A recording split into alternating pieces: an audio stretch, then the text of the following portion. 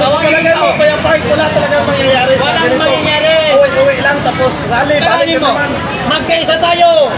Mag-rally tayo. Maya-maya uwi. Bukas balik tayo. Uwi tayo. Balik bukas tayo. Langaw lang ang mapapababa mo nun, tanga. Diba? Ilang rally lang ginawa natin, wala nung pumutok ang... Mag-iisang taon na. Isang taon na. Nanalo, wala. Wala. Nalalagay sa alanganin, no? Nalalagay sa alanganin at ito pang ano dyan. Isa tayong pinagkasuhan. Nagsawa na ang CID niya sa akin sa pagtawag sa akin. Ayaw na nila akong tawagin ngayon. So dapat yan nun. Diba? Tapos pag nanalo sa rally, bumagsak si BBM, lahat ng mga putang ina nasa taas ng stage, nagpapahele, nagpapasikat, pero pag sa labanan, wala. Diba?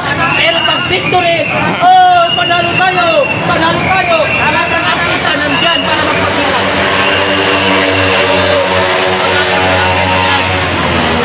Kuya Park, kasi Kung ganyan ang leader ko, sampalin ko ng 3 beses sa mukha. Left and right. Tawagin niya ako, sabi niya mag-rally tayo. Tapos siya nasa mall. Sensokin ko ang leader ko yan. Hindi ako papayag nun. Diba? sinisigaw, Kuya Park, sinisigaw kagabi. Tingnan nyo. Kung nasa Mindiola tayo. Nagpawat bago hindi. Lahat ng pulis pinagmumura ko. Kahit yun mismo ako mamatay. Bakit? Ako yung nakikita ng tao na nagsasalita. Tapos makikita nila sa peliklo, ako ang unang tatakbo. Hindi ko pwede. Pag nagkagulo, ay, sumakay ng kotse si pa, umuwi. Pag victory, nasa taas ng stage, ayaw magpawak ng microphone, gusto sa kanya lang. Mga kababayan, panalo tayo tapos ng laban, gago.